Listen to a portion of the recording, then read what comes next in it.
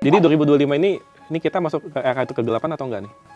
Gagal lolos ke Piala Dunia 2026, gagal juara Piala U23, nggak masuk Piala Asia U23, padahal 2 tahun sebelumnya kita semifinal loh, hampir lolos Olimpiade, juara SEA Games, sekarang Piala Asia aja nggak lolos, terus juga semifinal aja nggak berhasil. Ini apa jangan-jangan ini jadi awal dari era kegelapan Indonesia? Dark Ages ya. Iya, kalau kita flashback 2-3 tahun terakhir lah, dari 2023 itu kan pelan-pelan secerca harapan itu kan muncul kan, dengan kita juara SEA Games, ya kemudian datangin Argentina, apapun itu kita respect lah, kita hargai. Terus Piala Asia Senior dan Piala Asia U23 kita semifinal, playoff ya, kalah ya, segala macem. Tapi di momen itu kan kita benar-benar kayak ke puncak gunung ya. Terus saya juga senang, saya berkali-kali saya bilang, wah ternyata masyarakat Indonesia akhirnya punya sesuatu yang sama-sama dibanggakan.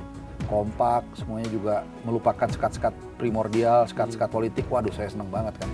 Terus kita lolos ke round 3, ya kan, semua guyup, enak. Tapi sekonyong-konyong 2025 ini benar-benar dihantam. Karena satu keputusan. Apa itu? Keputusan di tanggal 6 Januari.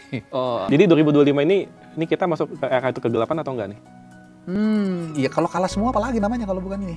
Enggak, maksudnya apakah ini ada pertanda bahwa kita akan masuk ke era kegelapan? Nah, dari 2 aspek ya. Satu dari aspek results, dan yang kedua dari aspek komunikasi federasi. Ini yang paling penting, yang kedua ini paling penting. Ini kan culture kan, culture, budaya, manajemen. Saya bilang kalah itu biasa, tapi kalau kita punya modal organisasi yang baik, it's all about time kita akan revive.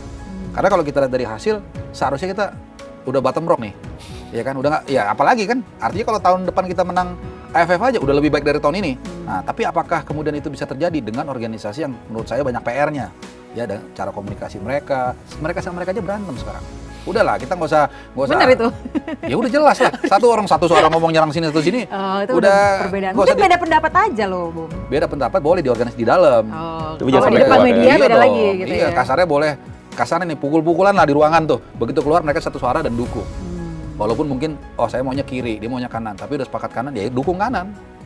Seperti itu. Jadi kalau itu tidak diperbaiki, itu yang ngeri. Jangan-jangan Dark Ages-nya part kedua nanti tahun 2006.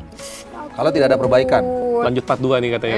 Kalau tidak ada perbaikan ya di federasi. Karena kan mereka regulatornya. Kita hanya bisa cuap-cuap. Ya, betul. Kita bilang A, bilang B, kalau mereka mau Z, mau apa?